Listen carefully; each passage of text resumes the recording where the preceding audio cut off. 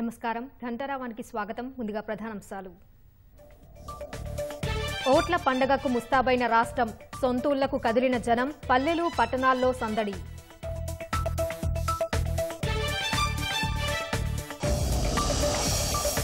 రేపు ఉదయం 7 గంటలకు పోలింగ్ ప్రారంభం. కేంద్రాలకు చేరుకున్న సిబ్బంది ఏర్పాట్లలో నిమగ్నం.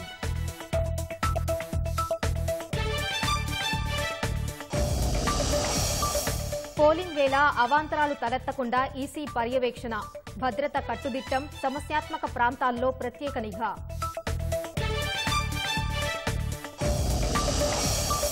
రికార్డు స్థాయిలో పోలింగ్ జరిగేలా ఎన్నికల సంఘం ఏర్పాట్లు, ప్రలోభాలకు లోనవ్వకుండా ఓటేయాలని వికాస్ రాజ్ పిలుపు.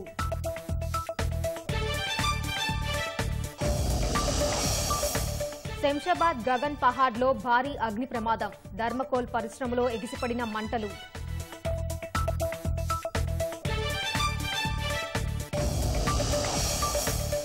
ఉచిత రేషన్ మరో 5 ఏళ్లు పొడిగించిన కేంద్ర ప్రభుత్వం, 16వ ఆర్థిక సంఘం విధి విధానాలకు కేబినెట్ ఆమోదం.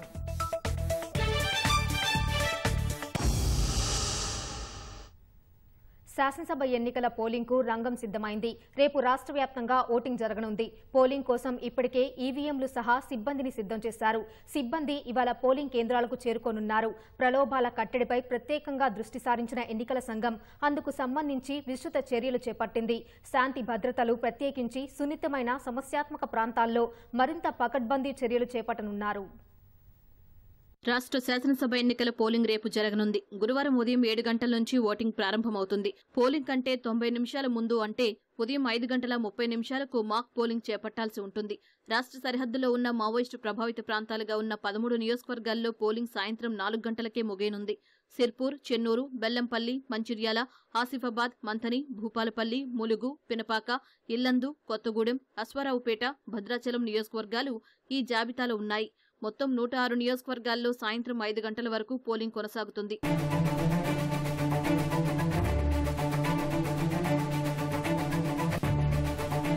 శాసనసభ ఎన్నికల్లో మొత్తం 2290 మంది అభ్యర్థులు బరిలో నిలిచారు. ఇందులో 2068 మంది పురుషులు, 221 మంది మహిళలు కాగా ఒకరు ట్రాన్స్జెండర్ ఉన్నారు. భారాస మొత్తం 119 స్థానాల్లో పోటీలో ఉండగా కాంగ్రెస్ అభ్యర్థులు 118 చోట్ల బరిలో ఉన్నారు. భాజపా అభ్యర్థులు 111 స్థానాల్లో పోటీలో నిలవగా మిత్రపక్షం జనసేన 8 స్థానాల్లో పోటీ చేస్తుంది. సిపిఎం 19, సిపిఐ 1 స్థానంలో, బీఎస్పీ నుంచి 108 మంది అభ్యర్థులు ఎన్నికల బరిలో నిలిచారు. ఇతర పార్టీలు, స్వతంత్రులు ఈ ఎన్నికల్లో పెద్ద సంఖ్యలో పోటీలో నిలిచారు. అత్యధికంగా ఎల్బీనగర్లో 48 మంది అభ్యర్థులు పోటీ చేస్తూ ఉండగా అత్యల్పంగా నారాయణపేట, బాన్స్వాడలో కేవలం 7 అభ్యర్థులు మాత్రమే ఎన్నికల బరిలో నిలిచారు.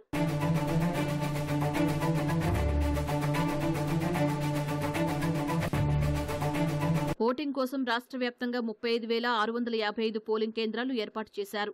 అన్ని పోలింగ్ కేంద్రాల్లో కనీస సదుపాయాలు ఏర్పాటు చేస్తున్నారు. దివ్యాంగుల కోసం ప్రత్యేక ఏర్పాట్లు చేస్తున్నారు. వారికి రవాణా సదుపాయంతో పాటు 21,686 వీల్ చైర్స్ సిద్ధం చేశారు. 80 ఏళ్లు పైబడిన వారికి కూడా ఉచిత రవాణా సదుపాయం ఉంటుంది. బ్రెయిలీ లిపిలోనూ ఓటర్ స్లిప్పులు, నమూనా బ్యాలెట్లు ముద్రించారు. ఓటింగ్ శాతాన్ని పెంచే కసరత్తులో భాగంగా స్థానిక సంస్కృతిని ప్రతిబింబిస్తూ 644 మోడల్ పోలింగ్ స్టేషన్లు ఏర్పాటు చేయనున్నారు. 120 కేంద్రాలను దివ్యాంగులు, 597 కేంద్రాలను మహిళలు నిర్వహించనున్నారు. 185,000 మంది పోలింగ్ సిబ్బంది, 22,000 మంది మైక్రో అబ్జర్వర్లు, స్క్వాడ్స్, ఇతరులు మొత్తం కలిపి 2 లక్షలకు పైగా పోలింగ్ విధుల్లో పాల్గొనున్నారు. అన్ని పోలింగ్ కేంద్రాలను 3,803 సెక్టార్లుగా విభజించారు. సెక్టోరియల్ అధికారులు తమ పరిధిలో పోలింగ్ కు సంబంధించిన అన్ని అంశాలను పర్యవేక్షిస్తారు. ప్రతి దానికి ఒక సెక్టర్ ఆఫీసర్ ఉంటారు. ముఖ్యంగా ఆయనే అంతా అక్కడ కోఆర్డినేట్ చేసేది. ప్రిజైడింగ్ ఆఫీసర్ దగ్గర ఏమైనా ఇష్యూస్ ఉంటే వాళ్ళు సెక్టర్ ఆఫీసర్తో మాట్లాడతారు. అట్లాగే ఈవీఎంస్లో ఎక్కడైనా ప్రాబ్లం వస్తే దానికి స్పేర్ ఈవీఎంస్ ఆయన దగ్గర ఉంటుంది, అక్కడ పోయి హెల్ప్ చేస్తారు. వీళ్ళకి మెజిస్టీరియల్ పవర్స్ కూడా ఉంటాయి. వాళ్ళ దగ్గర అఫ్కోర్స్ ఫోర్స్ కూడా ఉంటుంది. So they can respond to any of the law and order issues also, and of course duly supported by any other police forces around, including central forces. రాష్ట్రంలో మొత్తం ఓటర్ల సంఖ్య 3,26,02,799. అందులో పురుషులు 1,62,98,418 మంది కాగా మహిళలు 1,63,1705 మంది ఓటర్లుగా ఉన్నారు. ట్రాన్స్జెండర్లు ఓటరు జాబితాలో 2,676 మంది ఉన్నారు. సర్వీస్ ఓటర్ల సంఖ్య 15,406 కాగా ప్రవాస ఓటర్లు 2,944 మంది ఉన్నారు. 18 నుంచి 19 ఏళ్ల వయసు వారి సంఖ్య 9,99,667. పోలింగ్ కోసం ఈవీఎం యంత్రాలను ఇప్పటికే సిద్ధం చేశారు. అభ్యర్థుల సంఖ్యను దృష్టిలో పెట్టుకుని 59,779 బ్యాలెట్ యూనిట్లను పోలింగ్ కోసం వినియోగిస్తున్నారు. గరిష్టంగా ఎల్బీనగర్లో 4 బ్యాలెట్ యూనిట్లు వాడనున్నారు. రిజర్వ్ బ్యాలెట్ యూనిట్లు కలిపి మొత్తం 72,931 బ్యాలెట్ యూనిట్లు అందుబాటులో ఉంటాయి. 56,592 కంట్రోల్ యూనిట్లు వినియోగిస్తారు. రాష్ట్రంలో 12,311 సమస్యాత్మక పోలింగ్ కేంద్రాలు గుర్తించారు. అక్కడ ప్రత్యేక జాగ్రత్తలు తీసుకుంటున్నారు. రాష్ట్ర వ్యాప్తంగా 27,094 పోలింగ్ కేంద్రాల్లో వెబ్కాస్టింగ్ సదుపాయం ఏర్పాటు చేయనున్నారు. ఒకటికి మించి పోలింగ్ బూత్లు ఉన్న 7,571 కేంద్రాల వద్ద బయట కూడా వెబ్కాస్టింగ్ ఏర్పాటు చేయనున్నారు. పోటీ తీవ్రంగా గొడవకు అవకాశం ఉన్న చోట ముందు జాగ్రత్త చర్యలు తీసుకుని శాంతి భద్రతల సమస్యలు రాకుండా చూసుకోవాలని అధికారులను ఇప్పటికే ఆదేశించారు. మద్యం సరఫరా, పంపిణీ, నిల్వలపై పూర్తి స్థాయిలో దృష్టి సారించాలని ఎక్సైజ్ శాఖకు స్పష్టం చేశారు. So we have already instructed all our DOs, CPs, SPs, all movements, all vehicles. Every vehicle has to be monitored. CAPF will also be there in the checkposts, SSTs everywhere. Any complaints that comes to them, they should verify it, get it verified by sending flying squads.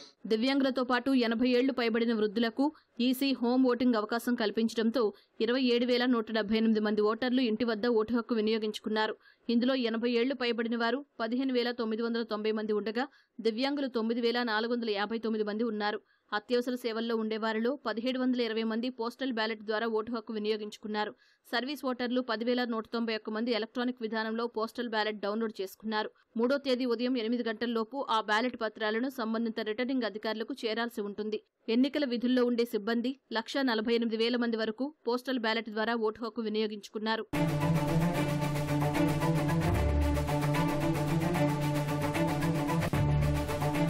శాసనసభ ఎన్నికల polling దృష్ట్యా రేపు private సంస్థలు, IT కంపెనీలు సెలవు ప్రకటించాలని CEO Vikas Raj ఆదేశాలు జారీ చేశారు. సెలవు ఇవ్వని సంస్థలపై కార్మిక శాఖ చట్ట ప్రకారం చర్యలు తీసుకుంటుందని స్పష్టం చేశారు. రాష్ట్రంలో శాసనసభ ఎన్నికల నిర్వహణకు పోలింగ్ సిబ్బంది కేంద్రాలకు తరలి వెళ్లారు. పంపిణీ కేంద్రాల వద్ద పోలింగ్ సామాగ్రిని తీసుకున్న సిబ్బంది ఈసీ ఏర్పాటు చేసిన ప్రత్యేక బస్సుల్లో తమకు కేటాయించిన కేంద్రాలకు తరలారు. ఈసీ మార్గదర్శకాల మేరకు ఉదయం జరిగే పోలింగ్ కోసం కేంద్రాల్లో పోలింగ్ సిబ్బంది ఏర్పాట్లు చేస్తుంది. రాత్రికి పోలింగ్ కేంద్రాల్లోనే బస చేసిన సిబ్బందికి ఎలాంటి అసౌకర్యం కలగకుండా అధికారులు ప్రత్యేక ఏర్పాట్లు చేశారు. సమస్యాత్మక కేంద్రాలపై ఎన్నికల సంఘం ప్రత్యేక దృష్టి సారించింది. ఉమ్మడి రంగారెడ్డి జిల్లా పోలింగ్కు సిద్ధమైంది. గురువారం ఉదయం 7 గంటల నుంచి సాయంత్రం 5 గంటల వరకు జరగనున్న పోలింగ్ కోసం రంగారెడ్డి పరిధిలోని 8 నియోజకవర్గాల్లో 3,453 పోలింగ్ కేంద్రాలను ఏర్పాటు చేశారు. వికారాబాద్ పరిధిలోని 4 నియోజకవర్గాల్లో 1,133, మేడ్చల్ పరిధిలోని 5 నియోజకవర్గాల్లో 2,439 పోలింగ్ కేంద్రాలను ఏర్పాటు చేశారు. ఆయా నియోజకవర్గాల్లో ఏర్పాటు చేసిన పంపిణీ కేంద్రాల్లో పోలింగ్ సిబ్బందికి అధికారులు ఎన్నికల సామాగ్రిని అందజేశారు. రంగారెడ్డి జిల్లాలో 15,212 మంది, మేడ్చల్, మల్కాజ్గిరి జిల్లాలో 12,510 మంది సిబ్బంది, వికారాబాద్ జిల్లాలో 5,449 మంది ఎన్నికల విధుల్లో పాల్గొంటున్నారు. మొత్తం 347 మంది అభ్యర్థులు పోటీ పడుతున్న ఉమ్మడి రంగారెడ్డి జిల్లాలో ఓటర్లు తమ తుది తీర్పును ఈవీఎంలో నిక్షిప్తం చేసేందుకు అధికార యంత్రాంగం ఏర్పాట్లు పూర్తి చేసింది. వరంగల్ ఉమ్మడి జిల్లాలో 12 నియోజకవర్గాల నుంచి మొత్తం 215 మంది అభ్యర్థులు బరిలో ఉండగా 29,56,439 మంది ఓటు హక్కును వినియోగించుకోనున్నారు. వరంగల్, హన్మకొండ జిల్లాలకు సంబంధించి పోలింగ్ సామాగ్రి పంపిణీని యనుమమల మార్కెట్లో నిర్వహించారు. మహబూబాబాద్ జిల్లాలో సాంఘిక సంక్షేమ గురుకుల పాఠశాలలో పోలింగ్ సామాగ్రి పంపిణీ నిర్వహించారు. డోర్నకల్ నియోజకవర్గానికి సంబంధించి ఈవీఎంల పంపిణీని మరిపెడలోని సెయింట్ అగస్టిన్ పాఠశాలలో చేపట్టారు. జనగామ జిల్లాలో పోలింగ్ సామాగ్రిని సాంఘిక సంక్షేమ పాఠశాలలో చేపట్టారు. ములుగు జిల్లాలోని ప్రభుత్వ కళాశాలలో పోలింగ్ సామాగ్రి పంపిణీ చేపట్టారు. ములుగు నియోజకవర్గంలో మొత్తం 303 పోలింగ్ కేంద్రాల్లో 98 కేంద్రాలను సమస్యాత్మకమైనవిగా గుర్తించారు. భూపాలపల్లి జిల్లాలోని అంబేడ్కర్ మైదానంలో పోలింగ్ సామాగ్రిని అధికారులకు పంపిణీ చేశారు. భూపాలపల్లిలో మొత్తం పోలింగ్ కేంద్రాలు 317 కాగా ఇందులో 109 సమస్యాత్మకమైనవిగా గుర్తించారు. ఉమ్మడి నల్గొండ జిల్లా వ్యాప్తంగా 276 మంది అభ్యర్థుల భవితవ్యాన్ని 29 లక్షలకు పైగా ఓటర్లు తేల్చనున్నారు. నల్గొండ జిల్లాలో 1,768, సూర్యాపేట జిల్లాలో 1,201, యాదాద్రి భువనగిరి జిల్లాలో 566, మొత్తంగా 3535 పోలింగ్ కేంద్రాలు ఏర్పాటు చేశారు. నల్గొండ జిల్లాలో 336, సూర్యాపేట జిల్లాలో 176, యాదాద్రి భువనగిరి జిల్లాలో 294 పోలింగ్ కేంద్రాలను సమస్యాత్మక పోలింగ్ కేంద్రాలుగా గుర్తించారు. సమస్యాత్మక ప్రాంతాలపై ప్రత్యేకంగా దృష్టి సారించిన ఎన్నికల అధికారులు ప్రలోభాల కట్టడికి తగిన చర్యలు చేపట్టారు. కేంద్ర రాష్ట్ర బలగాలతో ప్రత్యేక బందోబస్తు ఏర్పాటు చేశారు. ఉమ్మడి మహబూబ్ నగర్లోని 14 నియోజకవర్గాల్లో పోలింగ్ సామాగ్రి పంపిణీ దాదాపుగా పూర్తయింది. సుమారు 400కు పైగా రూట్లలోని 3875 పోలింగ్ కేంద్రాలకు ఆయా నియోజకవర్గాల పరిధిలోని పంపిణీ కేంద్రాల నుంచి సామాగ్రి తరలివెళ్లింది. సుమారు 6,500కు పైగా బ్యాలెట్ యూనిట్లు, 4,800కు పైగా కంట్రోల్ యూనిట్లు, వీవీప్యాట్లను ఈ ఎన్నికల కోసం వినియోగిస్తున్నారు. మహబూబ్ నగర్, దేవరకద్ర, జడ్చర్ల నియోజకవర్గ పంపిణీ కేంద్రాలను జిల్లా కలెక్టర్ రవి నాయక్ పరిశీలించారు. నాగర్ కర్నూల్ జిల్లా కేంద్రం సహా కొల్లాపూర్, అచ్చంపేటలోని పంపిణీ కేంద్రాలను నాగర్ కర్నూల్ జిల్లా కలెక్టర్ సందర్శించారు. గద్వాల, అలంపూర్ నియోజకవర్గ పంపిణీ కేంద్రాలను జోగులాంబ గద్వాల జిల్లా కలెక్టర్ వల్లూరు క్రాంతి, ఎస్పీ రితిరాజ్ పరిశీలించారు. నారాయణపేట, మక్తల్ నియోజకవర్గ పంపిణీ కేంద్రాలను జిల్లా కలెక్టర్ కోయ శ్రీహర్ష తనిఖీ చేశారు. ఎన్నికల విధుల్లో పాల్గొనే సెక్టోరియల్ అధికారులు, పీఓలు, ఏపీఓలు, ఓపీఓలు పంపిణీ కేంద్రాలకు చేరుకున్నారు. ఉమ్మడి మెదక్ జిల్లాలోని 10 శాసనసభ నియోజకవర్గాల్లో పోలింగ్కు సర్వం సిద్ధమైంది. సంగారెడ్డి జిల్లాలో 1609 కేంద్రాలను, మెదక్ జిల్లాలో 579, సిద్దిపేట జిల్లాలో 1151 పోలింగ్ కేంద్రాలను అధికారులు ఏర్పాటు చేశారు. సంగారెడ్డి జిల్లాకు సంబంధించి 7,068 మంది సిబ్బంది, 296 మైక్రో అబ్జర్వర్లను నియమించిన ఈసీ 70 మోడల్ పోలింగ్ కేంద్రాలు ఏర్పాటు చేసింది. 352 సమస్యాత్మక కేంద్రాలను గుర్తించినట్లు ఎన్నికల అధికారులు తెలిపారు. మెదక్ జిల్లాకు సంబంధించి 579 పోలింగ్ కేంద్రాలను ఏర్పాటు చేయగా 1853 మంది సిబ్బంది విధులు నిర్వహిస్తున్నారు. సిద్దిపేట జిల్లాకు సంబంధించి 1151 పోలింగ్ కేంద్రాలను ఏర్పాటు చేయగా మొత్తం 4,604 మంది విధులు నిర్వహిస్తున్నారు. ఉమ్మడి కరీంనగర్ జిల్లాలో పోలింగ్కు ఏర్పాట్లు పూర్తయ్యాయి. 13 నియోజకవర్గాల్లో మొత్తం ఓటర్ల సంఖ్య 29,38,424 మంది ఉన్నారు. మొత్తం 3,617 పోలింగ్ స్టేషన్లు ఏర్పాటు చేయగా 13 నియోజకవర్గాల్లో కలిపి బరిలో 216 మంది అభ్యర్థులున్నారు. ఉమ్మడి జిల్లా వ్యాప్తంగా 1065 సమస్యాత్మక ప్రాంతాలు గుర్తించారు. ఆయా స్థానాల్లో వెబ్కాస్టింగ్, వీడియో చిత్రీకరణ ద్వారా ప్రత్యేక దృష్టి సారించింది. ఉమ్మడి జిల్లా వ్యాప్తంగా 9,000 మంది పోలింగ్ సిబ్బందితో కట్టుదిట్టమైన భద్రతా ఏర్పాట్లు చేశారు. రామగుండం పోలీస్ కమిషనరేట్ పరిధిలో 50 సున్నితమైన ప్రాంతాలు గుర్తించగా మంథని తూర్పు డివిజన్పై ప్రత్యేక దృష్టి సారించారు. ఆదిలాబాద్ ఉమ్మడి జిల్లాలోని 10 నియోజకవర్గాల్లో పోలింగ్ ఏర్పాట్లు పూర్తయ్యాయి. పోటీలో 146 మంది అభ్యర్థులుండగా మొత్తం 22,11,000 మంది ఓటు హక్కును వినియోగించుకోనున్నారు. ఉమ్మడి జిల్లా వ్యాప్తంగా 2,856 పోలింగ్ కేంద్రాలను ఎన్నికల అధికారులు ఏర్పాటు చేయగా వీటిలో 321 సమస్యాత్మక కేంద్రాలను గుర్తించారు. ప్రతి పోలింగ్ కేంద్రానికి 4, కొన్నింటికి 5 చొప్పున ఎన్నికల సిబ్బందిని నియమించారు. సిర్పూర్, ఆసిఫాబాద్, మంచిర్యాల, బెల్లంపల్లి, చెన్నూరు నియోజకవర్గాల్లో సాయంత్రం 4 గంటల వరకు పోలింగ్ జరగనుంది. మిగిలిన చోట్ల సాయంత్రం 5 గంటల వరకు పోలింగ్ నిర్వహించనున్నారు. ఉమ్మడి ఖమ్మం జిల్లాలోని 10 అసెంబ్లీ నియోజకవర్గాల్లో పోలింగ్ కోసం 2 జిల్లాల అధికార యంత్రాంగం అన్ని ఏర్పాట్లు పూర్తి చేసింది. ఖమ్మం జిల్లాలో 1,456, భద్రాద్రి జిల్లాలో 1,098 పోలింగ్ కేంద్రాలు ఏర్పాటు చేశారు. ఎన్నికల సిబ్బందికి ఈవీఎంలు, వీవీప్యాట్లు, కంట్రోల్ యూనిట్లు, బ్యాలెట్ యూనిట్లు సహా పోలింగ్ సామాగ్రి, ఓటర్ జాబితా అందజేశారు. ఖమ్మం జిల్లాలో మొత్తం 6,000 మంది ఎన్నికల అధికారులు, సిబ్బంది విధుల్లో పాల్గొననున్నారు. భద్రాద్రి కొత్తగూడెం జిల్లాలో 5,000 మంది ఎన్నికల సిబ్బంది ఎన్నికల విధులు నిర్వర్తించనున్నారు. వీరితో పాటు పోలింగ్ సిబ్బంది కూడా ఎన్నికల విధుల్లో పాల్గొనేలా ఏర్పాట్లు చేశారు. హైదరాబాద్ పరిధిలోని 15 నియోజకవర్గాల్లో 4,119 పోలింగ్ కేంద్రాలు ఏర్పాటు చేశారు. ఈ ఎన్నికల్లో 312 మంది అభ్యర్థులు పోటీ చేస్తుండగా 45,36,852 మంది ఓటర్లు తమ ఓటు హక్కును వినియోగించుకోనున్నారు. ప్రజాస్వామ్య వ్యవస్థలో ఓటు ఎంతో కీలకమైంది. 5 ఏళ్ల పాలనను నిర్దేశించే పాలకులను ఎన్నుకునేందుకు తప్పకుండా ఓటు వేయాలి. అలాంటి వజ్రాయుధాన్ని సమగ్రంగా వినియోగించుకుంటే కష్టాలు తప్పవు. అందుకే ప్రతి ఒక్కరూ తమ ఓటు హక్కు వినియోగించుకునేందుకు స్వస్థలాలకు తరలి వెళ్తున్నారు. 2 రోజులు సెలవు కావడంతో సొంతూళ్లకు వెళ్తున్న జనంతో ప్రయాణ ప్రాంగణాలు రద్దీగా మారాయి. ఎన్నికల్లో ప్రతి ఒక్కరూ తమ ఓటు హక్కును వినియోగించుకోవాలన్న ఎన్నికల సంఘం సూచనతో సద్వినియోగం చేసుకునేందుకు ప్రజలు సిద్ధమయ్యారు. 2 రోజులు సెలవు ప్రకటించడంతో ఓటు వేసేందుకు హైదరాబాద్ సహా వివిధ ప్రాంతాల నుంచి ప్రజలు తమ సొంతూళ్లకు తరలివెళ్తున్నారు. కుటుంబ సభ్యులతో కలిసి పల్లెబాట పట్టారు. పెద్ద సంఖ్యలో తరలివెళ్తున్న జనంతో హైదరాబాద్లోని ఎంజీబీఎస్, సికింద్రాబాద్లోని జేబీఎస్ సహా పలు బస్టాండ్లు ప్రయాణికులతో కిటకిటలాడాయి. ఎన్ని కష్టాలు ఎదురైనా తమ ఓటు హక్కును వినియోగించుకుంటామని స్పష్టం చేశారు.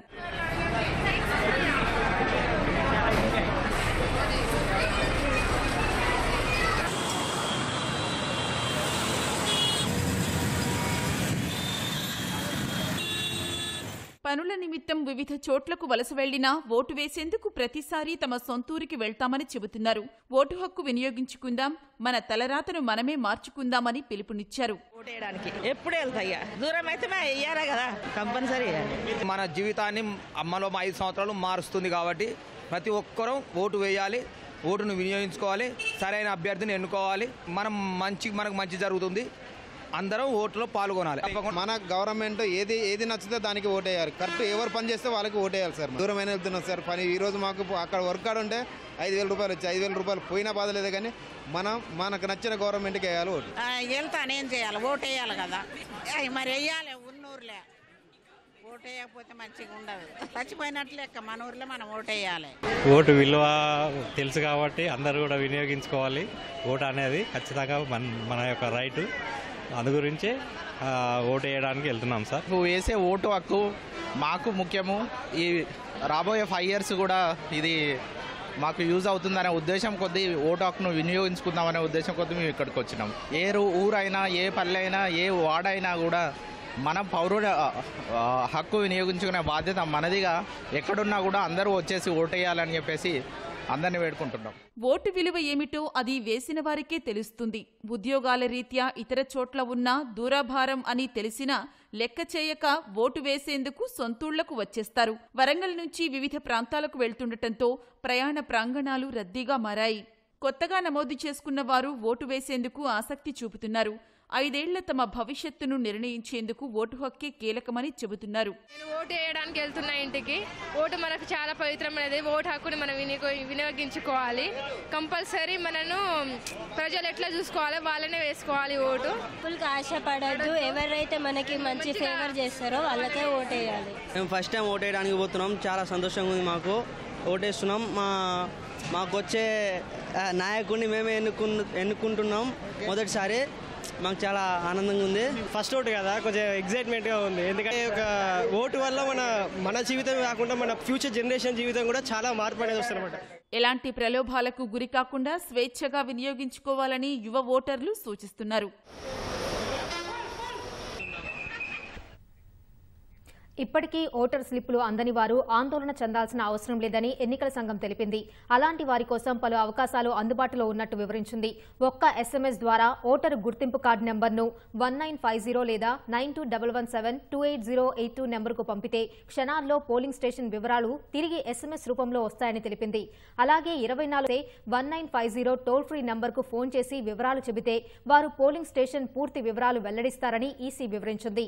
ఓటర్ హెల్ప్ లైన్ యాప్ సహా www.ceotelangana.nic.in ద్వారా పోలింగ్ కేంద్రాల చిరునామా, వాటి వివరాలు తెలుసుకోవచ్చని ఈసీ వెల్లడించింది.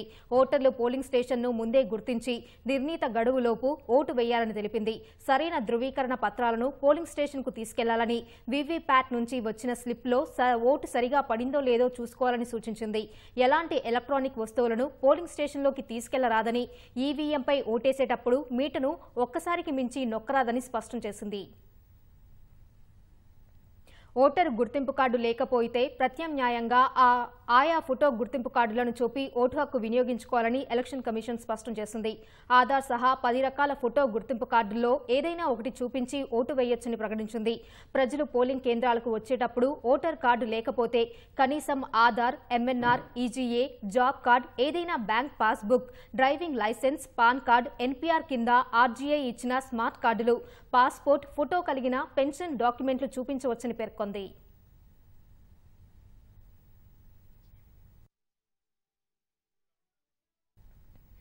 హైదరాబాద్ ముషీరాబాద్ నియోజకవర్గంలోని ఓ పోలింగ్ బూత్లో వస్తున్న దుర్వాసన కారణంగా సిబ్బంది రోడ్డుపైనే కూర్చొని పోలింగ్ ఏర్పాట్లు చేసుకున్నారు. కవాడిగూడ డివిజన్లోని సుభాష్ చంద్రబోస్ నగర్కు సంబంధించిన 68, 69 పోలింగ్ కేంద్రాలను ఓ కమ్యూనిటీ హాల్లో ఏర్పాటు చేశారు. ఆ హాల్లో భరించలేని దుర్గంధం రావడంతో సిబ్బంది రోడ్డుపైనే కూర్చొని ముందస్తు ఏర్పాట్లు చేసుకున్నారు. ఇదే విషయాన్ని మీడియా ప్రతినిధులు గమనించడంతో జీహెచ్సీఎం సిబ్బంది వెంటనే వారికి లోపలికి వెళ్లాలని విజ్ఞప్తి చేశారు. పోలింగ్ కేంద్రం కోసం ఏర్పాట్లు చేసిన కమ్యూనిటీ హాల్ హుస్సేన్ సాగర్ నాలా పరివాహక ప్రాంతంలో ఉండటం, జీహెచ్ఎంసీకి సంబంధించిన బ్లీచింగ్ పౌడర్, దోమలకు సంబంధించిన సామాగ్రి అందులో ఉంచడం వల్ల భరించలేని దుర్వాసన వస్తుందని సిబ్బంది తెలిపారు. కరోనా బారిన పడి అనేక ఇబ్బందులకు గురయ్యామని, అనారోగ్యంతో ఉన్నామని, అందువల్లే తాము రోడ్డుపై కూర్చొని పనిచేయాల్సిన పరిస్థితి ఏర్పడిందని పోలింగ్ సిబ్బంది తెలిపారు. రంగారెడ్డి జిల్లా శంషాబాద్ గగన్ పహాడ్లో భారీ అగ్ని ప్రమాదం జరిగింది. థర్మాకోల్ తయారీ పరిశ్రమలో మంటలు భారీగా ఎగిసిపడ్డాయి. అగ్ని ప్రమాదంతో దట్టంగా పొగ కమ్ముకుంది. మంటలను అదుపులోకి తెచ్చేందుకు డీఆర్ఎఫ్, అగ్నిమాపక సిబ్బంది తీవ్రంగా శ్రమించారు.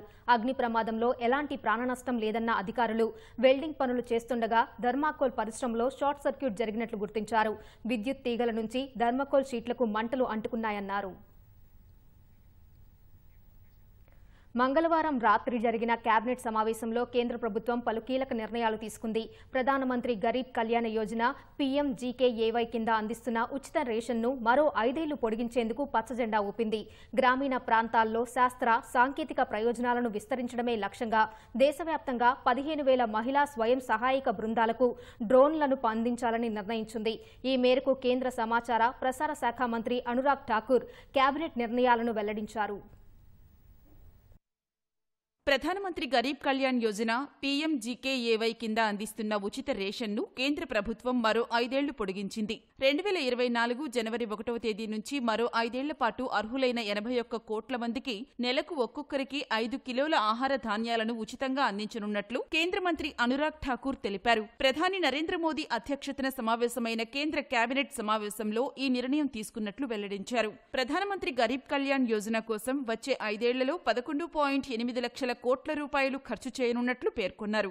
దేశంలో కోవిడ్ విజృంభించిన సమయంలో పేదలకు అండగా ఉండేందుకు 2020లో కేంద్రం ఈ పథకాన్ని ప్రవేశపెట్టింది. 2023 డిసెంబర్ 31తో ఈ పథకం గడువు ముగియగా కేంద్ర కేబినెట్ తాజా నిర్ణయంతో మరో 5 ఏళ్ల పాటు కొనసాగనుంది. గ్రామీణ ప్రాంతాల్లో శాస్త్ర, సాంకేతిక పరిజ్ఞాన ప్రయోజనాలను విస్తరించడమే లక్ష్యంగా కేంద్ర కేబినెట్ బుధవారం కీలక నిర్ణయం తీసుకుంది. దేశవ్యాప్తంగా 15,000 మహిళా స్వయం సహాయక బృందాలకు డ్రోన్లను అందించాలని నిర్ణయించినట్లు కేంద్ర మంత్రి అనురాగ్ ఠాకూర్ వెల్లడించారు. 2024-25 ఆర్థిక ఏడాది నుంచి 2025-26 వరకు డ్రోన్లు అందజేయనున్నట్లు అనురాగ్ ఠాకూర్ తెలిపారు. దీనికోసం 1,261 కోట్ల రూపాయలను కేటాయించనున్నట్లు వెల్లడించారు. ఈ డ్రోన్ల ద్వారా స్వయం సహాయక బృందాలు గ్రామీణ ప్రాంతాల్లో రైతులకు అద్దె ప్రాతిపదికన వ్యవసాయ పరంగా సేవలు అందిస్తాయని వెల్లడించారు. ఫలితంగా ఒక్కో బృందం ఏటా ₹1,00,000 వరకు ఆదాయం పొందే అవకాశం ఉందని కేంద్ర మంత్రి పేర్కొన్నారు. प्रधानमंत्री नरेंद्र मोदी जी की अध्यक्षता में कैबिनेट की बैठक हुई। कोविड-19 पैंडेमिक के समय प्रधानमंत्री गरीब कल्याण अन्न योजना लाई गई थी। कल निर्णय किया गया है कि इस योजना को 1 जनवरी 2024 से अगले 5 वर्षों के लिए बढ़ा दिया जाएगा। देश में जितने चिन्हित परिवार हैं, उन परिवार के सदस्यों को प्रति माह 5 किलो खाद्यान्न मिलेगा। ये 81 करोड़ भारतीयों को इससे लाभ मिलता है। కేంద్ర రాష్ట్రాల మధ్య పన్ను రాబడిని పంచుకోవడంపై నిర్ణయం తీసుకునే 16వ ఆర్థిక సంఘం విధి విధానాలకు కేబినెట్ ఆమోదం తెలిపిందని అనురాగ్ ఠాకూర్ తెలిపారు. 16వ ఆర్థిక సంఘం తన నివేదికను 2025 అక్టోబర్ నాటికి సమర్పిస్తుందని, 2026 ఏప్రిల్ నుంచి ప్రారంభమయ్యే 5 ఏళ్ల కాలానికి సిఫార్సులు చెల్లుబాటు అవుతాయని కేంద్ర మంత్రి పేర్కొన్నారు. కేబినెట్ సమావేశంలో ఉత్తరాఖండ్ టన్నెల్ రెస్క్యూ ఆపరేషన్ గురించి చర్చకు వచ్చిందని అనురాగ్ ఠాకూర్ తెలిపారు. ఆ సమయంలో ప్రధాని మోదీ తీవ్ర భావోద్వేగానికి గురయ్యారన్నారు. ప్రధాని మోదీ ఎన్నికల ప్రచారంలో ఉన్న సొరంగం వద్ద జరుగుతున్న రెస్క్యూ ఆపరేషన్ గురించి ఉత్తరాఖండ్ సీఎం పుష్కర్ సింగ్ ధామీతో రోజుకు 2 సార్లు మాట్లాడేవారని కేంద్ర మంత్రి తెలిపారు.